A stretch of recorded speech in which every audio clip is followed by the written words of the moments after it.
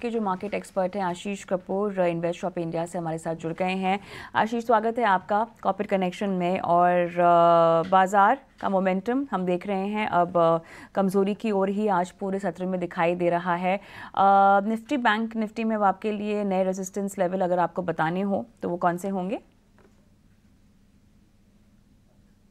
Hello. हाँ, अब देखो, I don't do these technical things. I am fundamental guy. I don't जी, necessarily have resistance in इस गिरावट को आप कितनी बड़ी गिरावट समझेंगे आज की? इस गिरावट को मैं कोई बड़ी गिरावट नहीं समझता। मेरे मुताबिक it's part of the course. आपका मूवमेंट लास्ट 3 मंथ्स में अबाउट 10-12% इंडेक्स में आया है। उसके बाद वहां से ऊपर के लेवल से अभी भी देखो तो 600 point, which is about less than 3% correct हुआ है, which is nothing so to worry, which is part of the course. आप अगर इतनी 10-12% चलोगे इन 2-3 मंथ्स, तो उसके बाद आप you can correct 1/3 of it. अभी तो उतना ही हुआ है, उससे भी कम हुआ है इनफैक्ट।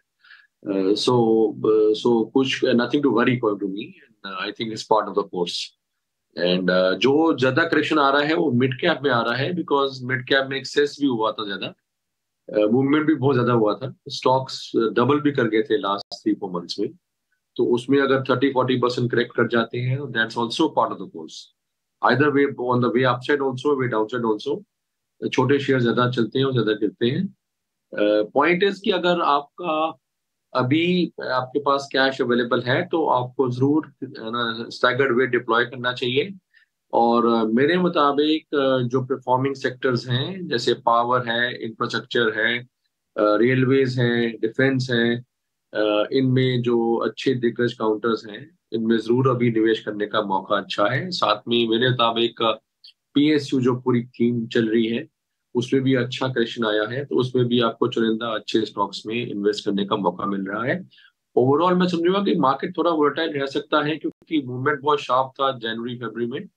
बट ओवरऑल ट्रेंड मेरे मुताबिक पॉजिटिव है। अभी भी संकेत यही है कि स्टेबल गवर्नमेंट आने वाली है। कॉर्पोरेट प्रॉफिटेबिलिटी बहुत अच्छी है, क्योंकि एडवांस टैक्स नंबर्स अगर आप देखो तो उस पर बहुत अच्छा शानदार ग्रोथ है। तो ये साफ दर्शा रहा है कि जो रिजल्ट्स हैं कॉर्पोरेट के आने वाले हैं वो भी अच्छे आने वाले हैं। तो पॉलिटिकल स्टेबिलिटी का भी पूरी उम्मीद है। कॉर्पोरेट प्रॉफिटेबिलिटी ग्रोथ भी अच्छी है।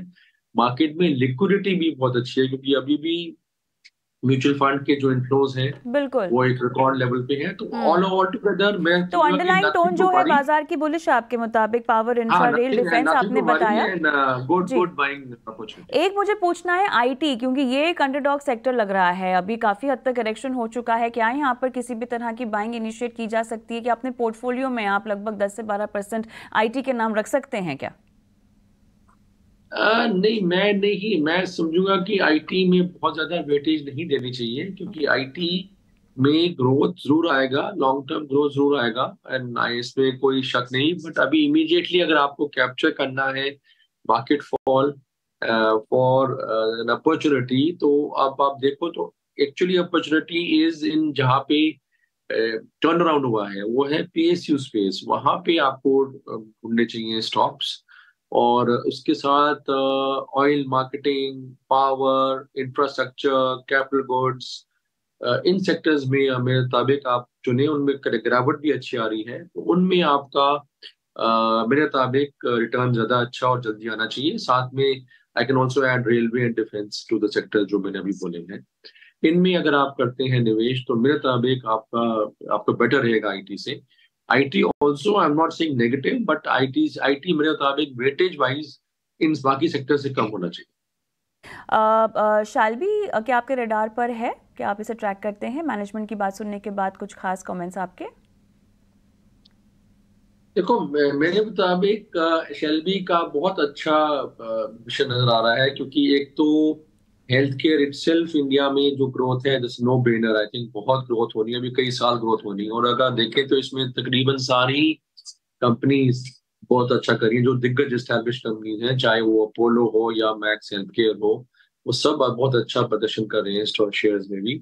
और इसमें सेक्टर में बहुत ग्रोथ है। और अच्छी बात यह है कि शेल्बी काफी वेल पोजीशन है। इसका जैसे मैनेजमेंट ने भी बताया कि डेट इक्विटी बहुत कंफर्टेबल है डिस्पाइट जितना ग्रोथ उन्होंने किया है। और लेटेस्ट एक्विजिशन जो उन्होंने की है अभी गुड़गांव में, उसके बाद उनका और भी अच्छा ग्रोथ प्रोस्पेक्ट्स हैं। मेरे को नहीं लगता कि इसमें कोई लेट डाउन होगा और ये शेयर काफी अच्छा है। 325 का टारगेट है शॉर्ट टू मीडियम टर्म के लिए हमारा। और अदरवाइज मैं समझूंगा कि अगर आप इसको लंबी अवधि के लिए भी होल्ड कर लें तो कोई आपको ये मार्केट से आउट परफॉर्मर ही रहेगा। और मेरे मुताबिक आपके अच्छा रिटर्न्स आगे आने वाले समय में इन्वेस्टर्स को बना के देगा।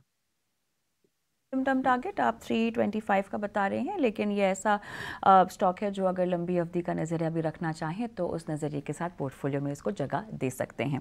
यहाँ पर कच्चे तेल की कीमतों में इजाफे के चलते हम जो पेंट और ऑयल मार्केटिंग कंपनियों को फिलहाल टूटता हुआ देख रहे हैं, क्या इनमें मीडियम टर्म आउटलुक बनाया जा सकता है? बिल्कुल बनाया जा सकता है। मेरे मुताबिक तो एशियन पेंट्स बहुत देर से चर्चा में नहीं है और स्टॉक ने भी अनयूजुअली लास्ट मेरे ख्याल 2-2.5 साल काफी अंडर परफॉर्म किया। इनफैक्ट परफॉर्म किया ही नहीं है, नेगेटिव रिटर्न होगा अगर आप 2 साल का अगर चार्ट देखेंगे, या फ्लैट होगा return, which is very unusual because otherwise ये बहुत ही कंसिस्टेंट रेगुलर परफॉर्मर है। मार्केट में चिंता क्रूड की भी है। दूसरा मेन कंसर्न इज कि जिस तरह से कंपटीशन इंक्रीज हुआ है ग्रासिम और जेएसडब्ल्यू और इंडिगो के आने से, बट मेरे मुताबिक कोई जो अगर एशियन पेंट्स का अगर मॉडल स्टडी करे तो इनमें कोई बहुत ज्यादा अंतर नहीं आने वाला मार्केट में कंपटीशन से। और मेरे मुताबिक क्योंकि अंडर परफॉर्म किया है पिछले कुछ समय से, तो यहाँ पे एक लंबी अवधि के निवेशक के लिए बहुत अच्छी अपॉर्चुनिटी बनती है। मेरे मुताबिक एशियन पेंट्स अगर एक स्टॉक जिसमें कि बहुत लिमिटेड डाउनसाइड रिस्क है और अगर आप इसको होल्ड कर सकते हैं तो अपसाइड पोटेंशियल काफी अच्छा है। तो मैं एशियन पेंट्स को रिकमेंड इस 250 रुपए के आसपास, I am very happy to recommend Asian Paints for a long term invest. Paints इस पूरे पैक में आपकी चॉइस है। एक मुझे इंटरग्लोब एविएशन पर पूछना था आपसे, क्योंकि एक महीने में देखिए ये मतलब 3,500 तक के लेवल्स में 3258 फिलहाल दिख रहा है। इस तरह का एक रनअप चार्ट्स में भी हमें देखने को मिला है, क्या इसमें थोड़ा और मीडियम टर्म आउटलुक?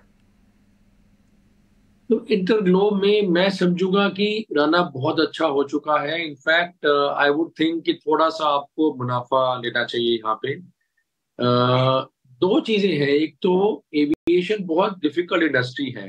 ये बात ठीक है कि इंडिगो का मॉडल बहुत अच्छा है, प्रॉफिट बना रहे हैं, बहुत अच्छा कर रहे हैं, बट आगे चल के कंपटीशन इस इन इंडस्ट्री में भी बहुत अच्छा होने वाला है क्योंकि एयर इंडिया और विस्तारा का जो मर्जर है एक बार कंप्लीट हो जाता है तो जो इनिशियल टीजिंग प्रॉब्लम्स के बाद वो भी एक फॉर्मिडेबल प्लेयर बनने वाला है। तो कंपटीशन वाइज इंडिगो को थोड़ा प्रेशर आने वाला है आने वाले समय में। स्टॉक ने भी बहुत अच्छा परफॉर्म किया है, तो मैं समझूंगा कि यहाँ पे थोड़ा बहुत मुनाफा लेना चाहिए, इस तेजी का फायदा उठाना चाहिए। जो रनअप दिखाई दे रहा है उसमें आपको थोड़ी प्रॉफिट बुकिंग करने की सलाह इंडिगो में।